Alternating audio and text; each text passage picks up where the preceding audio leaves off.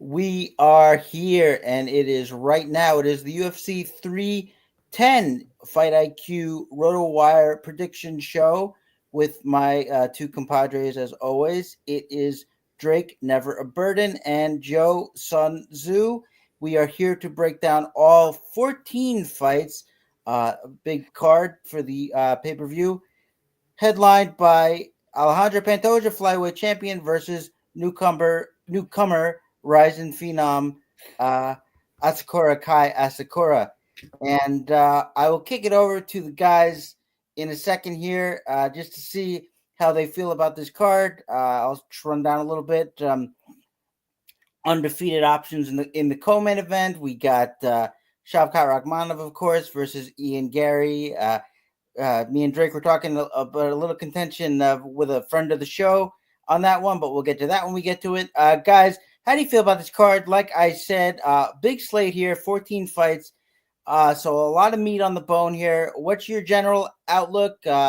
Underdogs, big favorites. We got a couple of those on the card, certainly. How you look to play it? Joe, we will go to you first. And how you doing? Good. Well, before we talk about this card, I mean, you gave me a great lead, meat on the bone.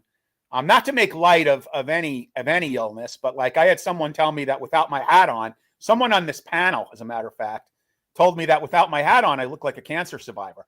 So I actually take that as a compliment, because many of you don't know that at the end of August, I started on Wegovy. Wegovy, for those that don't know, is Ozempic for people that are not pre-diabetic.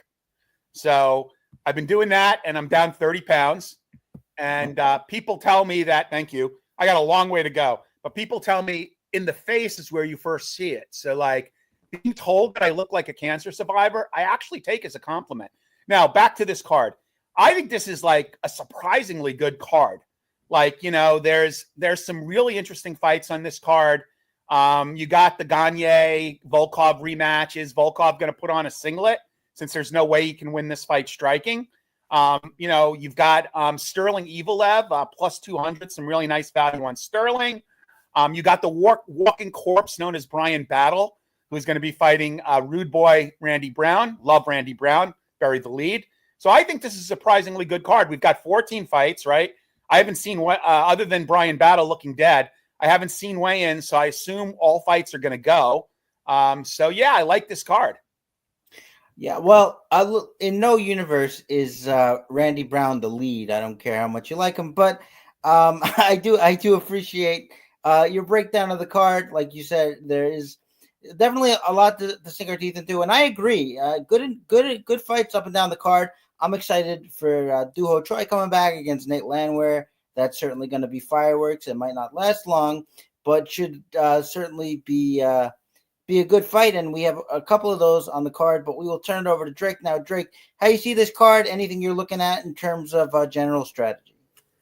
You know, I really wish that this was well, I should apologize because I got a pretty bad cold, so my voice isn't exactly there. But you know, I wish this card was the card to end the year rather than the fight night next week. I think this would have been a really good card to end on. Yeah, I mean, we've got fights that could have been you know, main card fights that are in the prelims this week. So overall, the card's really good. I'm not heavy on many dogs this week. I think this is going to be a big favorite type of card. But, you know, it is MMA, so you never know. Yeah, you never know. One more thing, there's not to mention next week's card, which is in Tampa. The best betting fight on the card we actually lost. Hebas Dern, which I absolutely loved. Hebas, better at minus 110. The line went up to minus 170. I mean, I was like licking my lips. I was ready to go out and like start selling shit to bet on Hebas. And now all of a sudden it gets moved and the bets get refund. So anybody who bet Hebas earlier, if you could now probably cash out at a profit and cash that money out. But like, yeah, I loved Hebas in that spot, and now we're losing that fight. So bummer. You know, if I were Joe and Joe was somebody else, and I heard them say Hebas and licking his lips, I might have made a joke about that. But I will forego the obvious crude joke. And please, no, please. I resemble that remark. Go for it. Well, no. Well, I want to let everybody imagine it. It'll probably be funnier if they imagine it. Let me saying it. But we will get on to the card, I promise. But before we do, a little bit of business. If you want a 10-day free trial at RotoWire.com, go to www.rotowire.com/free. That's www.rotowire.com/free. All of our content, of course, 10-day free trial, baseball stuff coming out, golf stuff all the way up, and really getting into the swing. Of course, football winding down. Still got all the great content there as well. So that's rotowire.com/free for the 10-day free trial. No credit card required. Chris, aren't you one of the lead baseball writers for RotoWire? No, I came in as a baseball writer. I haven't written baseball in a while though. Oh, sorry, I thought you were one of the lead baseball writers. Okay. I still like baseball, but more football now for me actually. Okay. Not on the site, but just in general life. But enough about me. On to this card. We go to the first fight. It is Kennedy Nzechukwu at 9,400 taking on Lucas Brzeski at 6,800. Line on this fight -500 for Nzechukwu, +375 for Brzeski, and another big favorite and probably another predictable outcome here for Kennedy Nzechukwu, who stopped everybody's favorite Chris Barnett.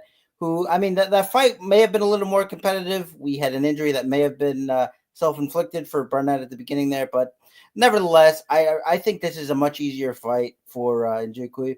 Brzeski's just going to come forward and really just try to throw offense and doesn't have a lot of defense. That's a perfect kind of fight for Nzechukwu, who can start slow but does have a lot of power, and of course is very athletic. So I don't see a lot of path for Brzeski here. I mean, you never love a heavier weight fight at these odds, but can't quibble with it too much in this case because Brzeski tends to get finished in the first round. Nzechukwu is like I said, a lot of power and has really fought a really better class of competition than Lucas Brzeski. I don't expect him to struggle here whatsoever. And so that's a nice, quick intro to the card for me here. We will start with Drake. Drake, how do you see the curtain jigger? Yeah, I don't see this going much differently than you do. And Brzeski is not showing us anything that, would lead me to believe that he can win this fight. So I've got Kennedy. The only thing that I do worry about is if it goes, further than the first two rounds. I don't think he's going to score worth a damn. So I like him, but I don't necessarily like him much for DFS. Yeah, I agree. I think Brzeski was going to kind of force the fight, and that's why I think it could be a little better than normal. But I do agree. Anytime you're dealing with non-wrestlers at this kind of salary, it can get a little dicey. We'll go to Joe here. Joe, how do you see the first fight of the night? Agree with Drake. Not a great fight for DraftKings. I do think this could be an interesting betting fight. I haven't seen what the props are. I'm sure they're not that generous, but Kennedy by knockout. Sorry, Kennedy inside the distance. Those would be the two bets that I would look at. But I'm with Drake. If this fight gets out of the first round, it's probably not going to score well. Yeah, and I think that would be the only real talking point of this fight. Not much to break down in terms of X's and O's because, as I said, Nzechukwu should roll here. Just a matter of when, where, and how good it will be for DraftKings purposes. And we have another such fight going back to back here.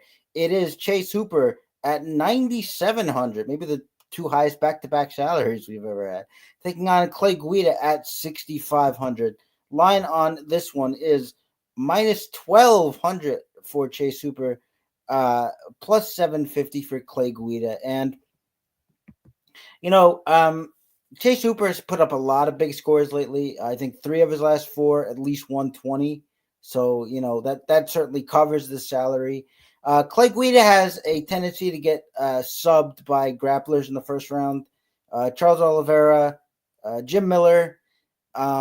If that doesn't happen, I think this could get a little dicey just because I don't think, those kind of grapplers like Charles Oliveira muscled him to the ground, if I remember, and it was a guillotine after a punch from Jim Miller. Chase Hooper doesn't really react like that. Chase Hooper is more of, get into the muck, get into the scrambles, and find your submission there. And that could happen too, for sure. But this isn't like a case of quick strike and then he's out of there. So I do think Hooper can finish it in the first round, but if he has to wrestle Clay Guida for like a prolonged period and maybe, stalemates up against the fence and that kind of thing, this could get, 9,700 is a big meatball and this is a big card. So there's a little bit of hesitancy there. I like Chase Hooper. I think he can put up the score, but certainly something to be wary of. But we'll see if the boys here think my concerns are justified, and we will go to Joe first. Joe, how do you see the second fight here? Yeah, I mean, Clay Guida is tough, but, I think Hooper's coming into his own. This is pretty much a layup for him. I'm not really sure what the matchmakers were thinking. I don't think Clay Guida is really even a gatekeeper. I think he's more of a guy that you match up against another veteran and hope you have a fight of the night. I mean, this fight makes no sense. I mean, unless Hooper is not taking it seriously, which could cause it to go beyond the first round. I mean, plus at 9,700, it's really hard to get value unless he does come up with some grappling points and some transitions and ground control. And I think the worst thing that could probably happen would be a finish at 101 into the fight, because then you lose the 25 points and, you're looking at 90 plus 10 plus whatever strikes he throws. So I don't know. I think this could be a very interesting fight for DraftKings. If you look at this at 9.7K, you're going to really have to make some allowances. You're going to have to really get behind some dogs. Now, I happen to like some dogs, so I'm probably going to have a decent amount of Hooper. But yeah, give me Hooper here. Yeah, I mean, I think they think that Hooper can style on him. We have seen his strength get a little better from when he first came in, certainly. But I agree, because, his style of fight is basically the way he racks up all those points is it's second round, and he gets a lot of those takedowns and a lot of the control time before the sub, and the 70 points get you home, or the end of the first round get you home. But, Clay Guida is still strong, and he's still a good wrestler. So I don't know about the fight for DFS. I obviously expect Hooper to win, but might be a little more cautious on that one myself. Drake, what do you feel for this one here? I've been a big backer of Hooper since he joined the promotion. This is the largest age gap in UFC between two fighters. And when Clay Guida loses this fight, he'll have the most losses in UFC history. Right now, he's tied with two other guys at 18, I believe. But I mean, like you said before, Hooper's really coming into his own. He's really finding his strength. His body is filling out, and his striking is just getting so much better with every fight.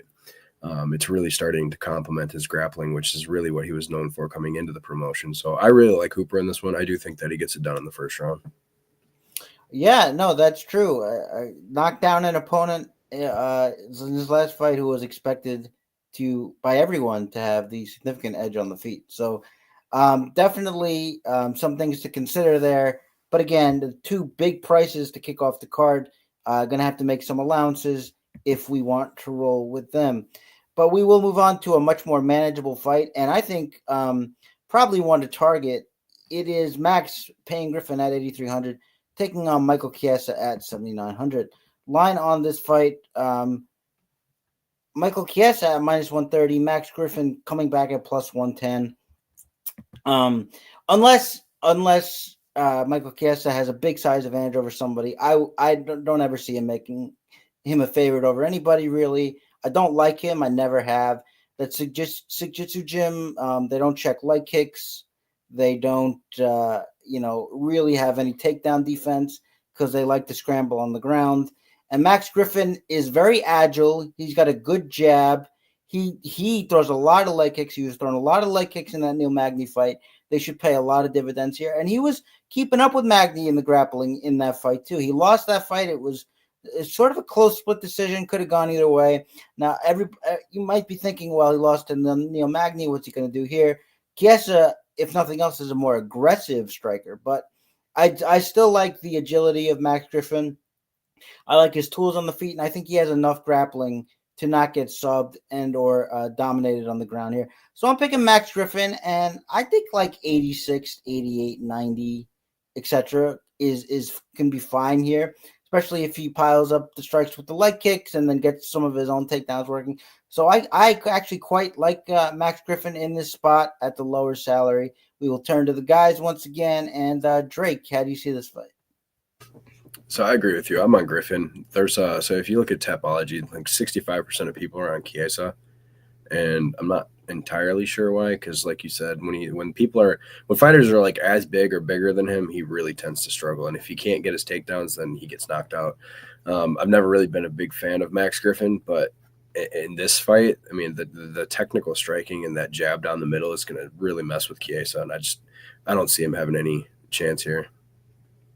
Yeah, Joe, with the good note there, Griffin's training partner is Anthony Fluffy Hernandez, who, of course, is a prolific grappler and cardio maniac. So that is definitely going to be good for this fight. We will see if Joe sees it another way. Who you got between Chiesa and Max Griffin? So do you go with the fighter or do you go with the announcer that, occasionally fights to pick up a paycheck?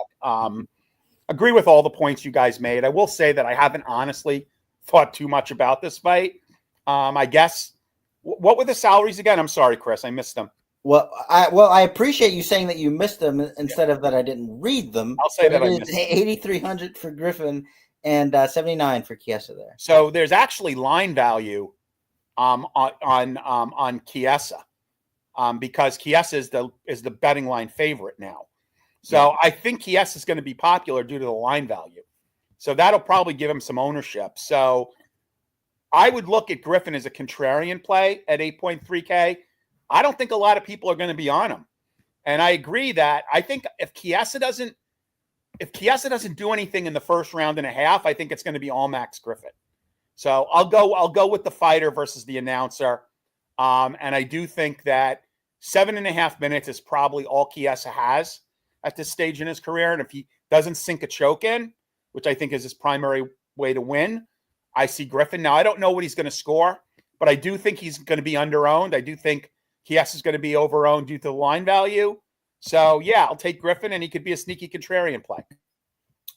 Yeah, absolutely. I mean, I do kind of I always get kind of weirded out when everybody's on a close fight one way and I see it clearly a different way. Like, do they know something I don't? But I'll have to bury those doubts deep inside because I do like Max Griffin in this spot. But we'll get to maybe a more exciting fight, which is Joshua Van at 8,500 taking on Cody Durden at 7,700.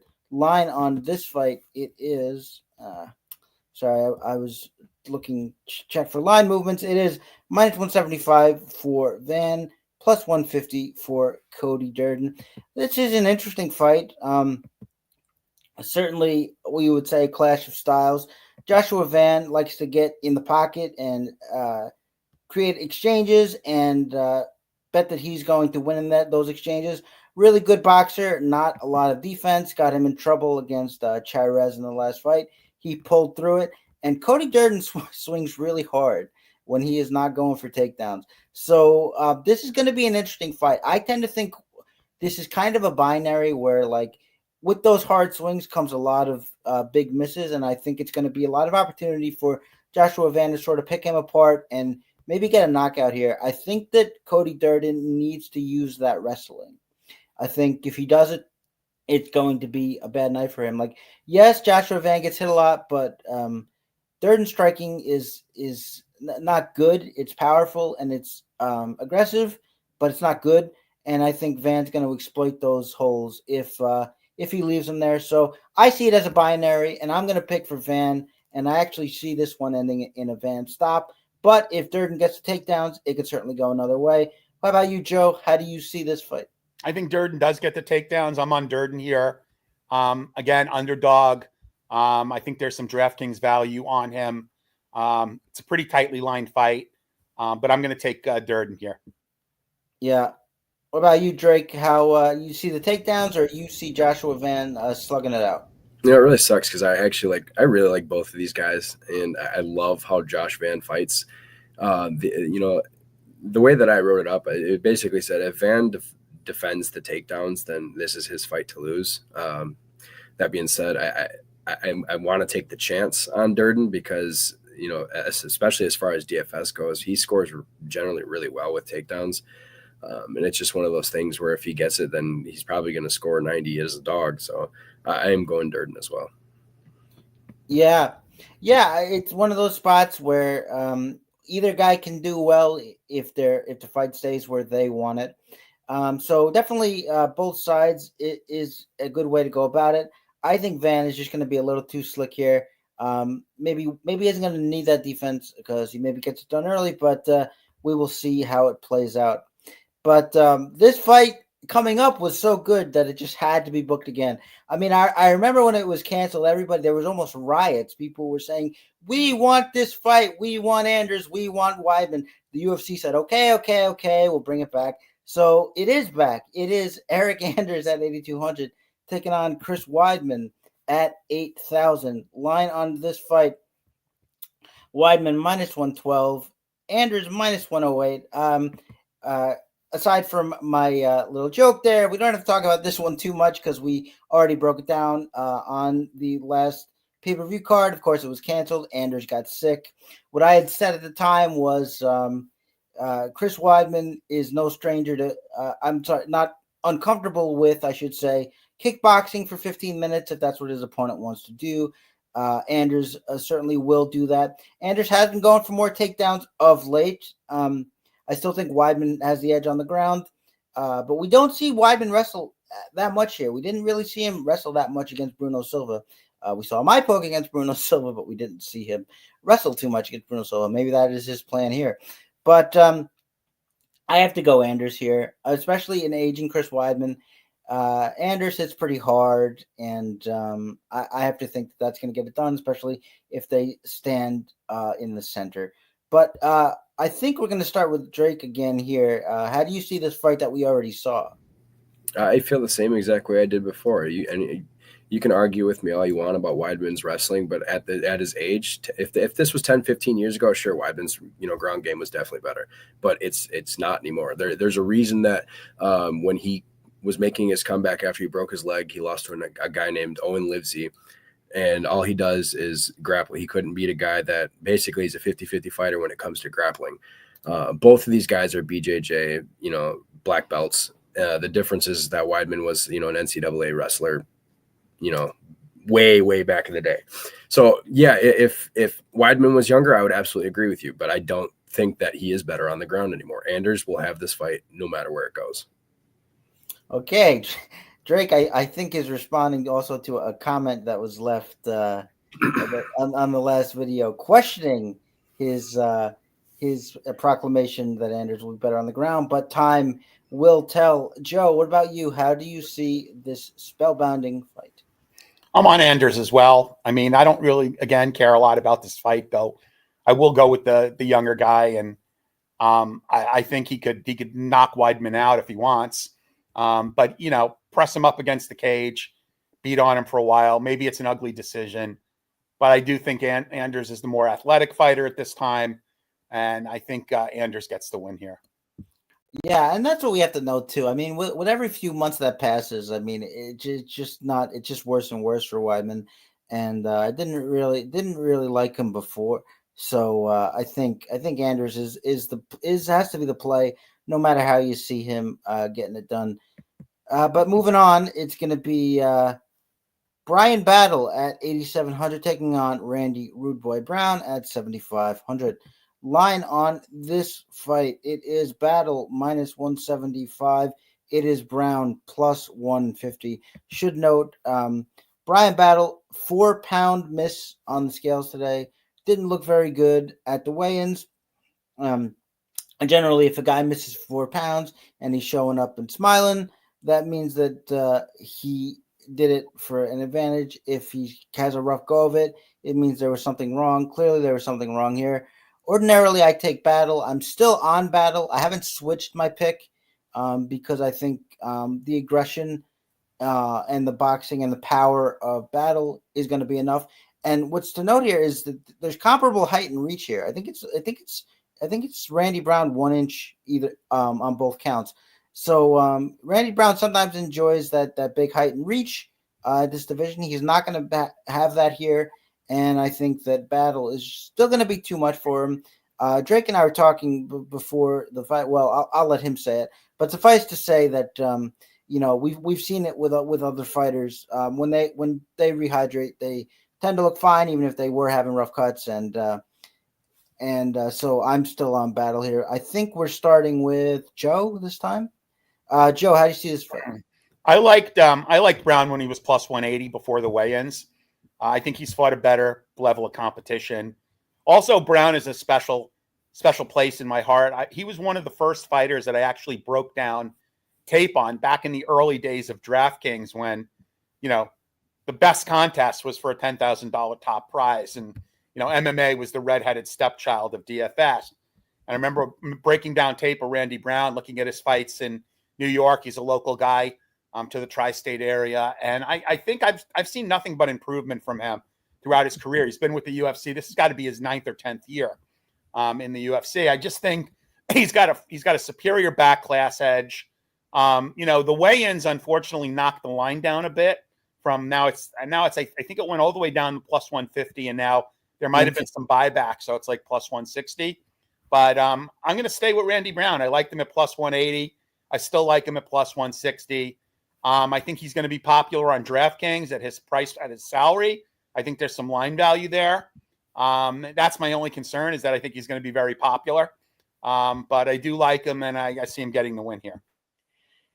Yeah, he might be popular now just because of that. But I think most people think of Randy Brown as an afterthought. I don't think he really scores very well in these fights anyway, even if he wins. So you might get your scarcity there, Joe. That this might be Joe's time to shine. If he's right about Randy Brown, puts up a big score, Joe's going to get all those beautiful points himself. But we will see if Drake feels the same way. Drake, how do you feel about this one? Oh, I will stay on the side of Battle. One, because I don't think Brown is that great of a fighter. He might have a nice little, jab, but aside from that, there's nothing that scares me about Brown, and there's nothing that's going to scare Battle about Brown. Battle loves to get in your face, and we've seen him do it. We've seen him knock people out instantly. He Battle's a natural 185er who dropped down to 170. So by the time he's completely rehydrated, he's probably going to be sitting at 200 in this fight. He's going to be 15, 20 pounds heavier than Brown. If he wants to take this to the mat, he's going to completely dominate. I'm not worried about the miss. I mean, I don't think he's going to be worried about the miss. So I think Battle just dominates this fight. And if he goes under own in DFS, then better for me. Yeah, absolutely. As I said, we have seen that before where fighters the public gets spooked and turns out the fighter's fine and puts on a performance. So we will see how things play out there. But for now, if I can get my mouse to work, we will move on to the next fight, which is Movsar Evloev at 8,900 taking on Aljamain Sterling at 7,300. Line on this one, it is Evloev at minus 260, Sterling coming back plus 215. And kind of odd to see Sterling at that big of a dog odds. I actually do sort of agree in this instance, just because, the one thing that Sterling does well is grapple. He's an excellent control grappler. We've never seen Evloev controlled. I noted that because if you go back and you look, Mike Grundy got Evloev 6 takedowns, and you look and you say, wow, that's concerning for this matchup. But it's like 205 of control time for those 6 takedowns. So Evloev has never really been held on the ground, and that's the way Aljamain Sterling wins fights. That's the entire reason he won the second Peter Yan fight, and I still think Peter Yan might deserve the decision there. So if he can't hold Evloev down, and the other thing is that for as good of a grappler as he is, or maybe because he's such a good grappler, he doesn't have really great takedown defense. He doesn't really fight guys who try to wrestle him all that much. But when he has, he's yielded a lot of takedowns to him. 7 takedowns to Peter Yan in the first fight. A lot of those were those little trips that he does. So I guess fair enough. But Cody Stamann got him 3 times, and he's way more of a traditional wrestler. So I think Evloev is going to have a lot of success here. And if people are, banging down on him because it's Aljamain Sterling and, maybe I want the big veteran here who I know who's been in a lot of big fights, and that's Sterling, then you might get some scarcity on Evloev that is undeserved for his price point, and I will take it. I am big on Evloev here. I think he's going to take it home, and we are going to start with the man bobbing his head. I have a feeling he agrees. Drake, how do you see this one? Oh, absolutely. So you got to remember that this is only Sterling's second fight at 145. Yeah. Since he moved up, a division, he's fighting guys that are, slightly, bigger than 135. Evloev is just a master class of a fighter. He knows what he's doing. There's a reason he's got a 0 in the right spot. And Sterling is going to really struggle in this fight. I don't see any way in which he wins unless Evloev makes a huge mistake and gets himself caught, but I don't see it happening. Yeah, I think it's going to be tough too. I think he's going to have to hold him down, and if he can do it, props to him. But I would have to see it first. But here's one guy who doesn't have to see it first, and I'll let him explain why. Joe, how do you see this fight? Let us know. Look, I realize it's not the same type of fight, but I was incredibly impressed with the performance Sterling put on against Calvin Kattar. I mean, I was all over Kattar in that fight, and Sterling just wrestled after him. I know he's not going to do that against the Evloev, which is why he's plus 200. To me, this is a line value play. I really think the fight should be closer. I really think Sterling has got a really good pedigree. Look, I love Evloev as a fighter as well. I just think Sterling has got a pretty big striking advantage. I think he can be competitive with the wrestling, and he's got better jiu-jitsu.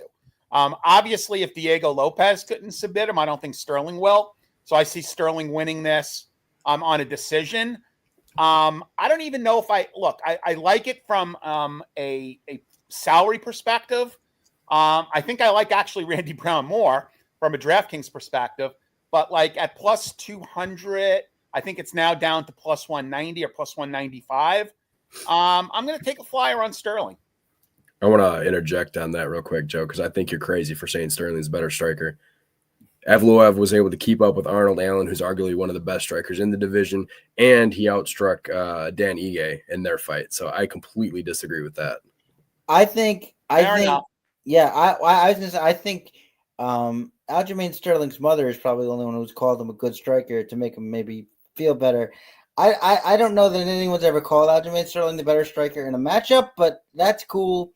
I mean, look, I like hot takes, as you all might know about me. So if Joe comes through with all these, and we got more, the Randy Brown love is so effusive that it bled over into this fight too. So I'm going to be really looking forward to those two fights and Joe is certainly a man I respect. So he might influence some of my Randy Brown shares because maybe I got to take a second look at that. But no, I do. I am on the favorite as well, and it sounds like Joe kind of just thinks what I was saying, which is that the line is just too wide, and it is Aljamain Sterling. So we will see how it goes from that perspective. He is very, very cheap, and if he does get one of his groundy control time wins, it's gonna give you like 83, 84 at least, which is certainly good enough, that price point. So can certainly see why from DFS perspective, but I like Drake, big on the favorite here.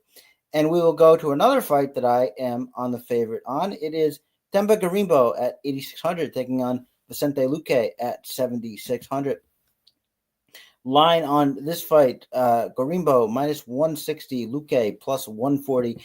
And this was a fight that interested me when I first saw it for DFS because I thought, Garimbo's never really been in there with a guy like this, a veteran who's just going to be smart pressure, who's really tough, and he's going to, really test him. And then I watched some tape, and now I think Garimbo is going to kill him. I think, there are a lot of differences because I watched the Bilal Muhammad fight, and if you don't like Bilal Muhammad, fine, but he really fought well against Vicente Luque. Luque poured the pressure on him, and he kept him at bay with body kicks and really, feinted his takedowns well and really dominated that fight. Garimbo isn't as good of a wrestler as Bilal Muhammad, of course, but does have his wrestling. I would say is probably stronger and definitely hits harder. So Luque is going to have to worry about that. Luque is not just going to be able to sort of stand in the pocket and stalk. The side-to-side movement in that fight was really giving Luque trouble as well in the Bilal Muhammad fight, that is. And, not as good of a fighter, certainly not anywhere near as good a fighter, but Garimbo's already dealt with a maniac pressure fighter in Nico Price and really got his reactive takedowns well, really handled the guy who was going to try to put it on him well. Again, not the kind of sophisticated pressure that Vicente Luque keeps, I will grant, but I do think that there are certain factors in the matchup. I already mentioned the power that Luque is going to have to contend with, and he can hit reactive takedowns as well. And I do think the strength plays too. So I am on Garimbo here. I think Luque is going to have very little for him. I think it's going to be the same kind of fight where he tries to stalk, but ultimately doesn't get a lot done. So I am on Garimbo, but we will start this time with Joe. Joe, how you see this fight? Yeah, I guess the question is, how washed is Luque, right? I mean, how washed is he? I agree with everything you said. I mean, Luque's got far better class and pedigree.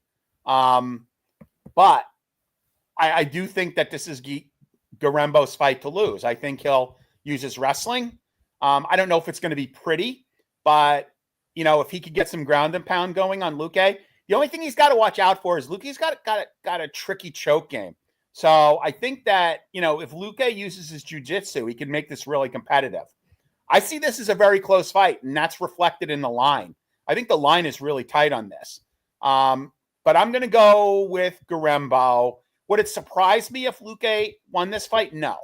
But I'm going to take Garimbo here. I'm going to believe that he gets his wrestling going, maybe cracks, Luque with a hard shot. If this was 5 years ago, I would be so all in on Luque here. But I've just seen too much. I've seen him take too much abuse and, going for those fights of the night and getting in those wars. I really do think it's taken a toll on him. I love him as a fighter. The guy is like trilingual. He's a local guy.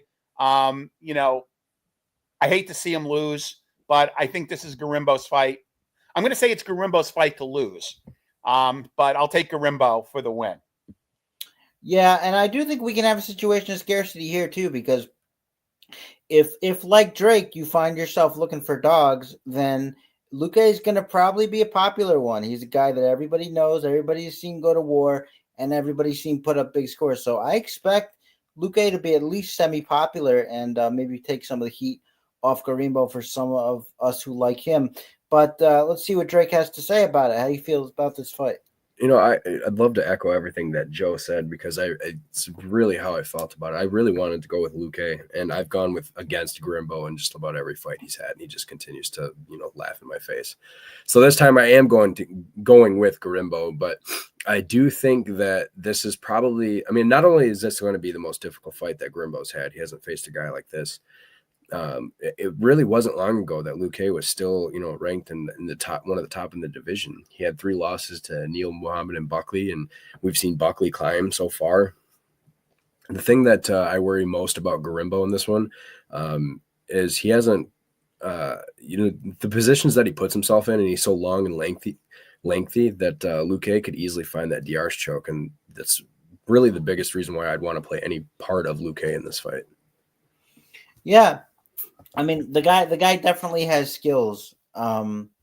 Absolutely. But again, we've seen him kind of cracked and in wars that he probably shouldn't have been in.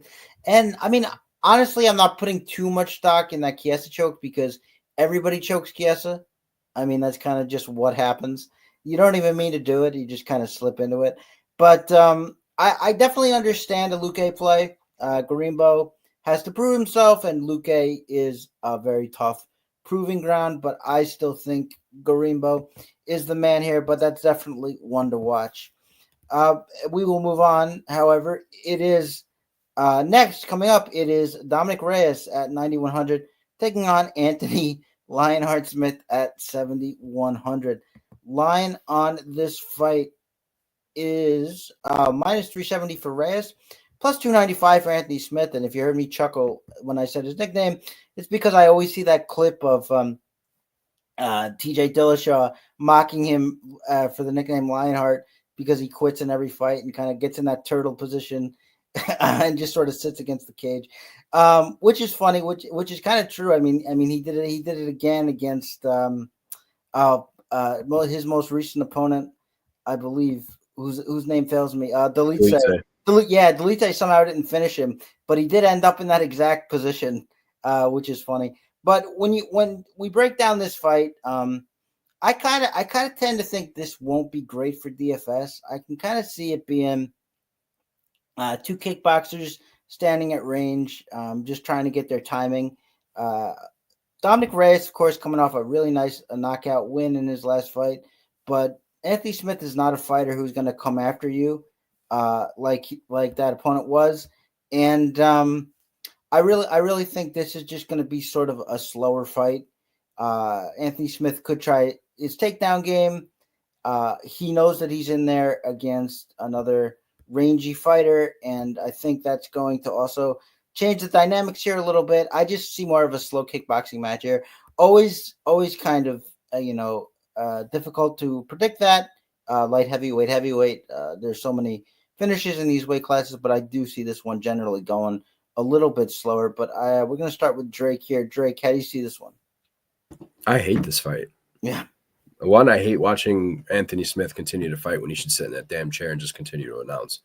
But two, Dominic Reyes, yeah, he had that knockout last fight, but he also got knocked out 3 times before that, and they were not pretty. So I don't care for either one of these fighters. I do think this has the potential to end early. It should be GPP only because I don't trust either fighter. But I'm on Reyes only because I can't take Smith in a fight. But I agree with you. I don't see a lot coming from this fight. Yeah, I do think it's one to skip, and if it is, you might get a lot of roster burn from it because heavier guys, they've been involved in a lot of finishes, but just don't see it for this one. I should note that my pick is Dominic Reyes, just because who's going to pick Anthony Smith, But the pick is Reyes. I just don't see it scoring very well. And so I think I'm passing on a card the size of this. How about you, Joe? What do you see in this fight? Dominic Reyes 2.0. Yeah. The resurgence of Dominic Reyes in Toro Tire commercials. Mm-hmm. Yeah, look, I think he looked good against Jacoby. That was kind of a really good performance. I think Anthony Smith, again, a fighter versus announcer. He's got his future pretty much tuned in to being, a sideline announcer for the UFC. So I will take 2.0 Dominic Reyes. I actually think he could get a finish here. I think it's standing. He's got an advantage over Smith. I can see him perhaps getting a finish here. Don't know how much I'll have. I haven't actually done my builds yet. I am going to play more on this slate in DraftKings than I have in the past, just because there's a couple of underdogs that I like that really will allow me to put some of the higher price guys in. So I'm going to play more lineups than I typically do, but I'll probably be right around ownership on Reyes, maybe a little higher. Yeah. I can see it. The only thing about I've never liked Dustin Jacoby. I think he's a weirdly overrated fighter. I basically always pick against him, which has served me pretty well more often than not. But that's the only reason why I'm not really putting a lot of stock in that performance. But I agree, he looked good, and it's not difficult to look good against Anthony Smith. So we will see how it plays out. And we will also continue down into the main card. But before we do that, we're going to take a quick break for our audio-only podcast listeners, and we will be right back. And we're back. Thank you all so much for hanging out. We will proceed to the main card now, and kicking off with some fireworks, I'm sure. It's Nate Landwehr at 8,400 taking on Doo Ho Choi, the Korean Superboy, at 7,800. line on this fight, as close as the DraftKings salaries would suggest. It is Landwehr minus 130. It is Duho Choi plus 110. For the second fight in a row, I am predicting a Duho Choi knockout. Last time we got plus 480 on that bad boy. Not so heavy this time, although plus 300 is pretty good. But this is definitely a fight where it should happen more readily. The reason why I liked him so much in the last fight is because we know that Bill Algeo just tries to walk through his opponent's offense. You can't do that against Duho Choi, and we saw it. I mean, just sort of a regular looking left hook, just sort of really bruised that orbital badly, and Algeo goes down. Generally a tough guy, and calls it a night. But also, I should say, because Duho Choi, we hadn't seen him for a while, and so we didn't quite know how he would look. And usually when guys take a long break or are absent for whatever reason, they look worse. Duho Choi is the only fighter I can remember who comes back and looks way better than I remember him looking. He was very patient. He got his wrestling game working, which is something that I don't ever recall seeing from him in the past. But he wasn't falling over his punches. He, again, was very patient in the pocket, and he was finding his shots. And I really liked it. And Nate Landwehr is a guy who gets beat up in every fight before he comes back and eventually wins against David Onama in his last fight as well. And even well, I won't say worse than Onama, but pretty badly still. And that was just one shot that he found. And we know how tough Duho Choi is. And again, we know how much power he has. And I don't think that Landwehr is going to be able to stand up to that kind of power. I think he might think, okay, I'm going to do my thing where, I'm going to Homer Simpson it a little bit, and then I'm going to come back. It's not going to work here. He's going to taste the canvas if he does that. And that's what I think is going to happen. So I really like Duho Choi in this spot. He is my pick to win, but we will see who Joe's pick to win is, and we turn him for this fight. Joe, how you see it? I'm completely on the other side here. All right. I like Nate. I mean, I would not put that much into the Bill Algeo fight. I mean, I think Algeo has fallen off a cliff lately. And I think Choi is actually more of a finesse fighter than a power puncher. I mean, look at that. Look at the fight he had, the fight of the year that he had, several years back against Cub Swanson, right? I don't think he's going to be able to. I think Nate has faced way harder hitters. I'm not saying he's not going to get lit up. He could get lit up, but I don't really see Choi putting him away. And I see Nate just wearing him down like he always does. I mean, he's got this country strength about him, and I just don't see a finesse fighter like Choi being able to put him away. So I'm on Nate. Are we talking about a different fighter and fight? Because Choi has 12 to 15 knockouts and finish of his wins, and I didn't see a lot of finesse in that Cub Swanson fight. But maybe well, I mean, he also didn't knock him out despite all the strikes landed. Well, yeah, but they brawled. Yeah, I just think he fought a lot of soft competition, Choi. All right, fair enough. And you're gonna have some help here, so let me have it, Drake. Why am I wrong? I don't want to say that you're wrong, but you're wrong. Choi, it was against a lot of softer competition. In fact, I don't think he's actually. If I look at it, I don't think he hasn't knocked out a UFC fighter since his last fight. Well, yeah, but that was submission to KO. We're not going to count that. An actual knockout was round one back in 2015. I know he had the break, but either way, I think Landwehr. I mean, Landwehr throws much more volume. He's in your face. We've seen him eat 100 shots just over and over and over. He doesn't back down. And I've been on Landwehr, I think, almost every fight that he's been in the UFC, especially when he's a dog, because he's a guy that fights for your money, man. The dude does not back down. He's got just some incredible strength about him. He's a much better fighter than people give him credit for. And he can fight anywhere. If he wants to take this to the mat, I think he'd have a lot more success, but I think he gets this done either way. I'm going to say that, he does fight for your money, but if you don't want to say it's this fight, that's fine, but it's not sustainable to fight the way he does and come back and win every fight. So it might not be this one, but it's going to be a fight down the line, but I think it's going to be this one. but we will see. Although, you say that, but then you look at Dricus du Plessis and he completely proves you wrong there. So yeah, but that's middleweight. I mean, come on. I'm just saying. I mean, we're talking about real divisions here. That is a real division. You're just salty because he keeps winning. Partially true, but anyway, we will close my wounds here and move on down the main card. It is do we have to move down? It is Bryce Mitchell at 9,500 taking on Kron Gracie at 6,700. The line on this fight: Bryce Mitchell minus 950. Kron Gracie plus 650 in the battle of the. Before you get into this, Chris, how did this get scheduled? I don't know. Why is this a fight? I don't understand. I don't understand why Kron Gracie has to come back in the first place. I don't understand why. I thought Bryce Mitchell was on his farm, chilling out, doing whatever. I don't really understand it, and I also don't really know what to expect here. Kron Gracie was supposed to be this guy who came in, who had this explosive jiu-jitsu, who we're going to see a lot from.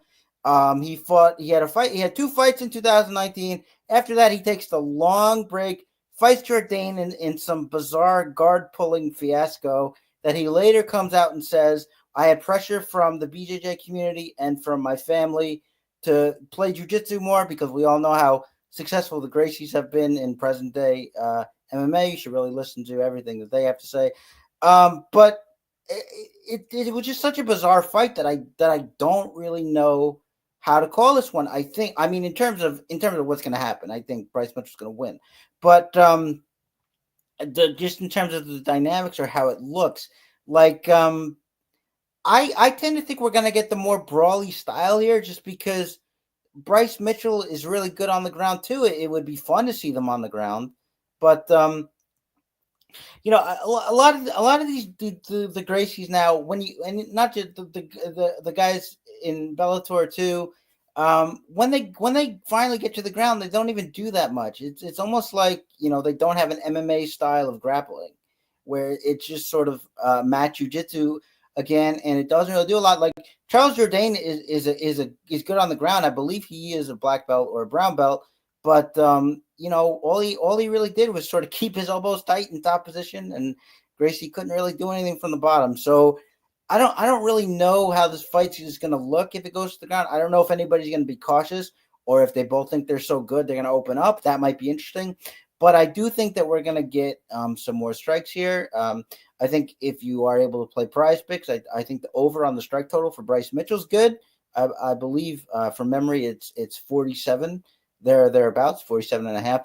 I like that, but I mean, again, I could be proven way wrong on that if they just go to the ground immediately. It's really hard to know what this is going to look. I'm picking Bryce Mitchell just because how do you pick Kron Gracie?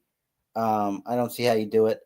But I do think we can get some more standing than you otherwise might see. So at least could be entertaining from that perspective. But we will go to Drake here. Drake, how are you breaking down this fight on the main card of a pay-per-view in 2024? Give me Thug Nasty all day. I don't see him having any issue in this fight. I don't care that. I mean, okay, so Mitchell, we all saw that nasty, brutal knockout from Josh Emmett. That was a year ago now. He took the time that he needed. I fully expect him to get right back to what he was doing, and that's just completely being dominant. And, you got to remember, his fight against Topuria, they were actually pretty darn close until he got submitted in that fight. So, I mean, it tells you the type of competition that Bryce Mitchell actually is. I don't think he has any issue in this fight. Yeah, I don't either. Again, it's hard to know. But when a guy takes that much time off, and like you said, Drake, there's just no reason for him to really be back or this fight to exist. So who knows what we're going to see? But Joe, maybe you can help us out here. How do you see this fight? I'll take one testicle, Bryce. Yeah. It's that kind of fight. Sorry, do you have any more to say about it? Well, yeah. I mean, I think he said if he wins this fight, he's going to go.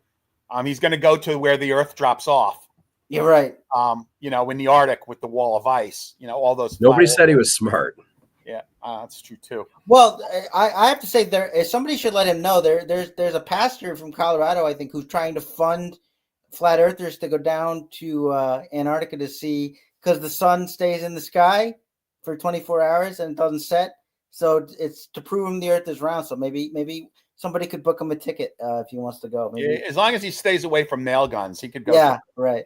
Yeah. But yeah, just sort of a bizarre fight, and it'll be interesting to see until it turns into the boring slop fest that it is destined to be. But we will see how it plays out. But we will mercifully leave that fight and go to Cyril Gane at 9,000, taking on Alexander Volkov at 7,200. The line here is Gane minus 370, Alexander Volkov plus 305. Of course, this is a rematch of a fight where Gane pretty comprehensively just outstruck Alexander Volkov, who was very tough and got his strikes in that fight certainly, but it was always a Cyril Gane fight. I was on Cyril Gane most of the week. In fact, my initial pick was Gane. I asked Jake to change it, which I don't do very often. And the reason is just because, and I don't generally pick fights this way, okay, on speculation. But I had to do it here just because I think that Volkov is too much of a veteran to have seen everything that we all saw in that John Jones fight and think to himself, well, I'm just going to do the same thing that made me lose the first time.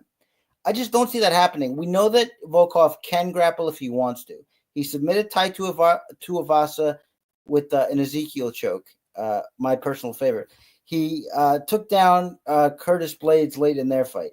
When he wants to grapple, he can. And I just don't see him not doing it here. If he wants to win, he'll grapple.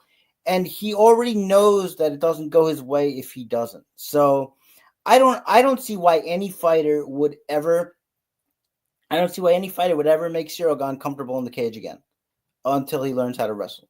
And that's just point blank. Look, if Austin Lane can do it, you guys can do it. All right. I mean, for God's sake. So I think Alexander Volkov is going to wrestle, or at least I hope he does. And I got to pick him here for the price. And just that, when there's this big of a weakness, how does a veteran not exploit it? And that's why I have to pick Volkov. But we will see how it works out. Joe, we're going to start with you. How do you see this one? Yeah, I get all your points. And if he does decide to put a singlet on and do some wrestling, I can certainly see how he could have some success. But he had 5 rounds to do that last time, and now he's only got 3. So I like Gane here. I think he's going to outstrike him. I think he could maybe even knock him out. So give me Gane. Yeah, but we didn't really know. We didn't really know that last time. We know it now. I look, he might not. I mean, certainly fighters. Me and Drake were actually talking about this before the broadcast. Certainly fighters don't always do what they're supposed to do, and sometimes seldom do what they're supposed to do, to our great frustration. But I think it just has to happen. But will it happen, Drake? That is the question. I think it's kind of funny that you brought up the takedown against Curtis Blades. In fact, that takedown, which was in the 4th round of that fight when Blades was caught off guard, that was the last takedown that Volkov has in the UFC. Yeah. So it's been since 2020 and 15 fights, whatever it is, that he's gone for a takedown. So don't get your hopes up there. No. He's going to get outclassed on the feet again, and I agree with Joe. I think he can knock Volkov out. Well, see, that's the one I don't see, just because Volkov is so tough.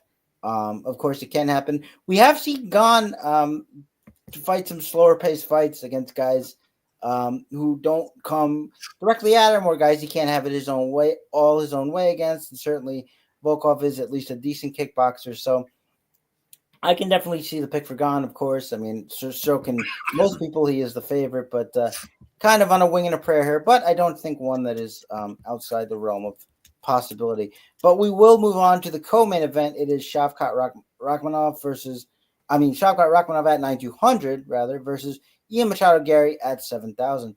Line on this fight, it is Rakhmonov at minus 365, Garry at plus 290. And I was saying before we started, and not the most sophisticated analysis, but you just have to pick Shavkat until he loses at this point. The way that he dismantled a Jeff Neal who really did not have a bad fight, and that Shavkat just dominated him the entire way, and that is some top level competition. I've been saying for a while that Jeff Neal has what it takes to be champion of the division someday. But I don't think his day is while Shavkat is here, at least not right now, just because he's so dominant. It's funny, if you look at his record, he doesn't have a lot of takedowns, he doesn't have a lot of control time. The reason for that is that when he gets guys to the ground, he submits to them. So he doesn't spend a lot of time there.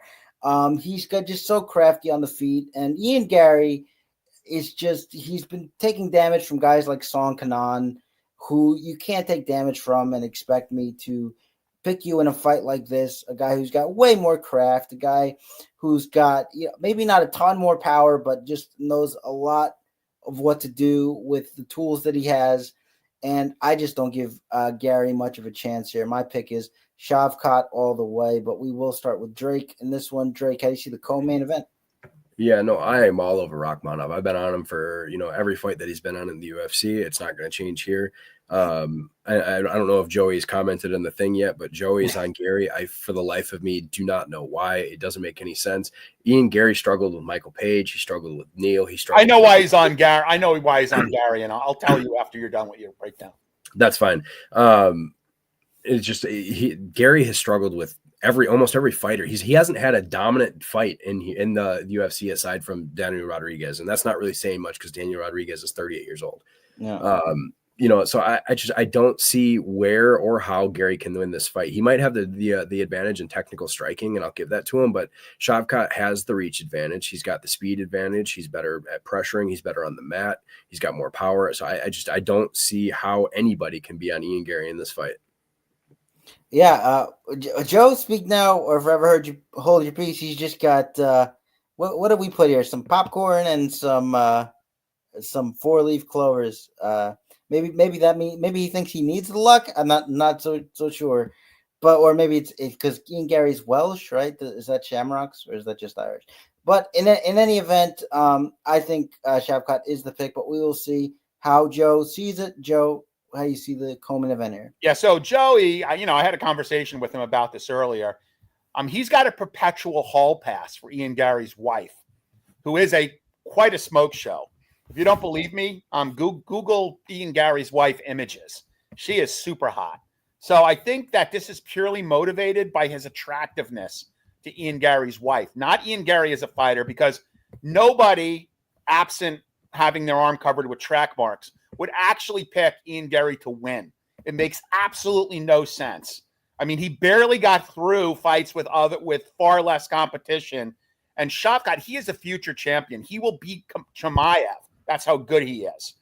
I said that when he came into the UFC, that this guy, his very first fight, I said, this guy's going to have the belt. Just watch it happen. He is going to school Garry big time here. Look, I give Garry a lot of credit for taking this fight. Like, people are not lining up to fight Shavkat. I mean, no way. Nobody wants that fight. Nobody.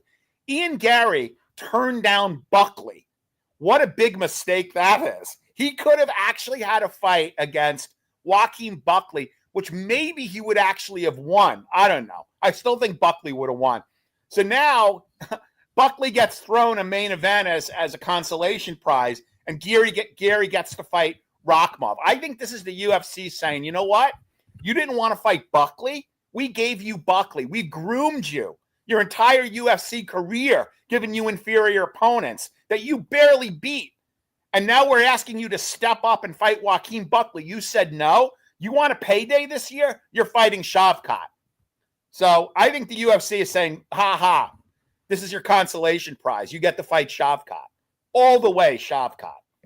Yeah, and just as an aside, I love that Colby Buckley main event, because they probably just weren't paying attention and thought, oh, this is a guy who can wrestle. But Buckley's a decent wrestler too. So we will see what happens in that fight. Buckley all the way there, and Shavkat all the way here for the co-main event, certainly. But now we will move on to the main event. It is Alexandre Pantoja, the flyweight champion, at 8,800, taking on Kai Asakura, 7,400. And if you haven't watched any tape on Asakura, he is a ball of energy, big strikes, big actions, really just tries to melt opponents. And against a lot of the flyweight division, I think that's going to work pretty well. Against Alexandre Pantoja, I don't think it's going to work very well at all. Pantoja thrives in that kind of chaos. He gets tired, but he always fights through. He's one of the best guys at doing that. Everybody gets tired. It's just a matter of how you react to it. Alexandre Pantoja reacts quite well. And one of the biggest things for me is this is a guy who's fought in Rizin his whole career. Rizin has fought in a ring. If you look at his fight against Juan Archuleta, the Kai Asakura fight, when you have a guy up against the ropes, he can split his legs on the outside of the ring. It's harder to take guys down like that. You have a cage now. You can't move your legs. I think Pantoja is going to get in on his hips whenever he wants. I think he's going to take him down whenever he wants. Scrambles might be interesting initially just because Kai Asakura can scramble his ass off. So that's going to be kind of interesting to see. But I fully expect Pantoja to get the upper hand in those sooner rather than later. It's going to be an entertaining fight for as long as it lasts. But I think this is a very nice matchup for Pantoja here and one where he can potentially kind of show off. So love Pantoja at the salary, 8,800. Mark me down. I have Pantoja. We will start with Joe for the main event. Joe, how you see it? Yeah, look, this is really unprecedented, right? They take a guy who is coming from another organization and immediately give this person a title fight. This is probably more a testament to the lack of depth at 125. Also, he's fought predominantly at 135. I mean, kudos for the Japanese fighter making weight, but look at the Japanese fighter's record. Arguably his three best wins, he lost the rematch against those fighters. So honestly, I don't even know if he would be top 5, top 10 in the 125 division. So look, he's got a puncher's chance. He hits pretty hard. But I really think that Pantoja just needs to wrestle off him here and he'll wear the guy down. He maybe even gets a late finish by sub. Because I don't know if this guy's going to have 5-round cardio having to cut to 125. So I like Pantoja quite a lot. Yeah, I agree. I think he looks good here. I think they did Pantoja a favor and he extends the reign. Drake, I have a feeling I know your pick, but how do you see the main event? 3 for 3, Pantoja all day. And, while I agree that what Joe said is there's just not a lot of depth in here because how many fights have we seen with Royval, Moreno, Abazi, Kai Kara France? It's been the same guys over and over in the top 5, top 10. Yeah. Aside from Almabayev finally climbing his way in. And I'd rather have him have this shot than Asakura, but here we are. So he's coming from the Rizin promotion. He's already been knocked out back in 2019 by Benel Kopp, who is the 9th ranked fighter in this division. So, I mean, I don't see this fight going anyway but Pantoja. It doesn't make sense to me why it got made. I mean, maybe they're just trying to bring in some more attention. I really don't know, but this should be Pantoja's fight all day. Yeah, I agree. Kind of not much fanfare on this main event, but at least I think a good opportunity for people to score in DFS. But now we will move on to hot takes. If you're not familiar with this, we take a juiced up line that we think has a better chance of coming in than the odds suggest. We give it to you as something that you might play that might come in for you. All right, boys, let me have it. Got any hot takes for me? I'm putting a parlay together, so I'm going to let Drake go first, and I'll give out my parlay. All right, Drake, you're up. Man, it's so tough because so many of the favorites are just massive favorites this week. But if I were to go with one, it'd probably just be a little 3-fighter parlay, and it does include Cody Durden, so it does make it a little riskier because he is sitting as a dog. But I do like him. I like Grimbo, and I like Anders to get this done. And I mean, it's about plus 660 for the 3-fighter parlay. Yeah, so I got a 4-fighter. Oh no, go ahead. Yep. Go ahead. I'm sorry, Chris. Go ahead. No. Mine's quick. I'm just gonna say Duo Choi plus 360 on the main line by knockout last time I saw it. That's just gonna be the nature of the fight. Somebody's gonna go down, so I have at least have a 50-50 chance. I got one more too when you're done, Joe. Okay, right, so this is Randy Brown, by the way, is down to plus 150. So I got Randy Brown, Cyril Gane, Shavkat, and Pantoja, 4-fighter parlay, plus 455. The good thing about this is that if Randy Brown does lose, you could still buy back in and do the other 3. And if you take Brown out, It pays plus 122. So if you want to do that as a partial hedge, you could do that as a partial hedge. I knew Randy Brown was going to work his way in there somewhere, but Drake, I'll kick it back to you. You got another one for us? My only other one is Bryce Mitchell by submission, which is plus 500. That's way too high. Interesting. Yeah, that's interesting. Yeah. What is Volkov by sub? Volkov by sub. It's got to be ridiculous.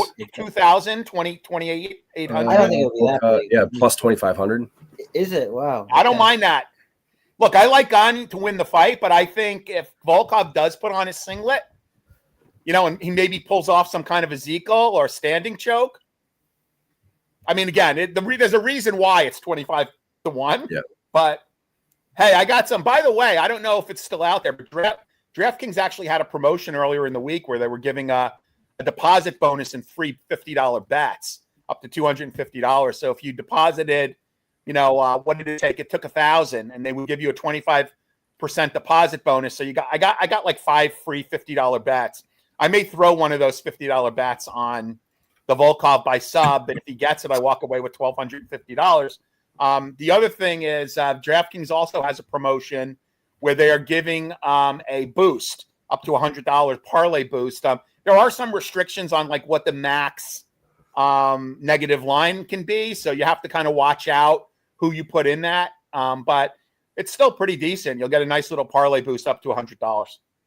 Yeah, I was gonna ask when they do that, do they have restrictions or they do? In this case, it's usually it's like nobody is higher than minus 250. Yeah, because they don't want to get picked off. Like they don't want to give like a high boost when you play all the big favorites. So by virtue of that, a lot of these guys are going to be out. But if you could, put a little parlay together, 3 or 4 legs, you're going to get a little profit boost. Right. Yeah, absolutely. I want to kick it over to the audience. I have to lead off with this, of course. We had to do it. Oh wow, he's going to be crying any money that he puts down on this guy. I know. I plus 3. I mean, to me, that's not wide enough, quite frankly. No. But Shavkat should be like a minus 2,500 favorite in this fight. Well, I don't get it either. Wouldn't go quite that far either. Somewhere in the middle, I think, is where it evens out. But I will say that I guess it's because of the undefeated nature. You're not getting quite as much as you would if Ian Garry was some guy with a couple losses on the record. But so be it. But if anybody else in the chat has a hot take, put it in. I will go 5. I will go 4. I will go 3. I will go 2. I will go 1. And that is it, guys. Thank you so much. Real quick, guys, on DraftKings Sportsbook, Volkov by sub is 30-1. 30-1. Wow. Yep. So I just put $50. That's $1,500 if he happens to win by sub. Drake, just to let you know what's waiting for you on the other side here. When Garry wins. Yeah, what's he gonna? He's gonna run away when Garry gets. You notice how Joey did not respond to my hall pass comment for Ian Garry's wife. I mean, oh no, he did. I just didn't put it up. Here it is. Okay, it's too bad. I didn't have like a photo of Ian Garry's wife in a bikini, like all prepped to put up. I should have had that actually. No, I mean that'd be better. It's worse that he's actually on Garry. Yeah, he wishes he was on Garry's wife, and all unintended. Cha. Yeah. Okay. This is our last podcast of the year, right? The last one of the year. Yes, we have. When's the next pay-per-view? Early January or late January. I don't know, but I somebody sent me the card and it's looking pretty good. I'll be honest. Down. How far out is it? Like a month away, or because we don't typically get anything Christmas and New Year's. Yeah, no, we don't. We have a 3-week break after. So we got to talk to the powers that be at RotoWire about this. And I think the way we actually, I'm throwing out an idea here, guys, off the cuff. And the way that I think we get this done is by bringing Jake in.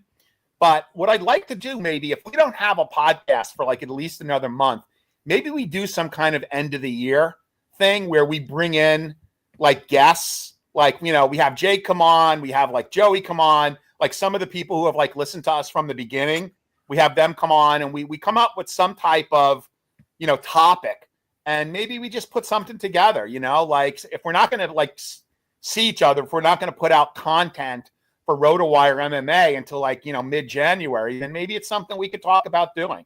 It's January 18th is the next. Yeah, let's think about that, Chris. Let's talk to Jay. And like I said, he could come on and, we'll have him come on.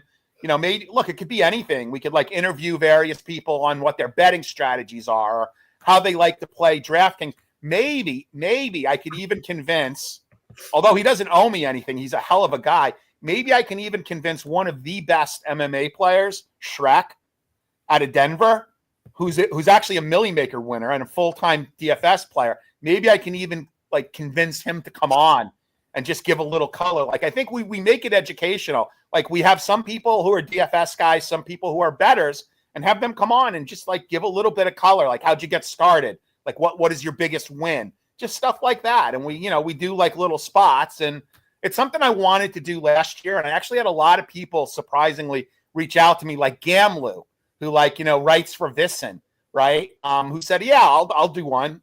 Dan Levy, guys like that who have been in the business and been betting MMA for a while, said they would come on and just do a brief little spot. So I think that could be kind of cool. So let's see if we can put it together. Yeah, I'll see what anybody wants to do. I think maybe we usually try to limit it to stuff that's in direct relation to a sporting event that's going on or something. But I'll definitely see if that would be something Jake would be good with. Yeah, no, I will definitely bring that up and see what comes back. Absolutely. But for Joe trying to ruin everybody's break, it can't end soon enough for Joe. He just wants to get right back. I think it'd be kind of cool, like really educational. Like when there's no specific fights to bet, get people to come on, talk about their big wins. No, I hear you. No, absolutely. Yeah. I think that would be really cool. Yeah. So we will see what's going on there. But otherwise, I hope everybody does well on this card. I hope everybody has a safe holidays and a good new year. And if we don't see you before then, which we may, we will see you for the next one. Thank you so much for listening, guys. And again, good luck with everything. As they say in the UK, happy Christmas. There you go.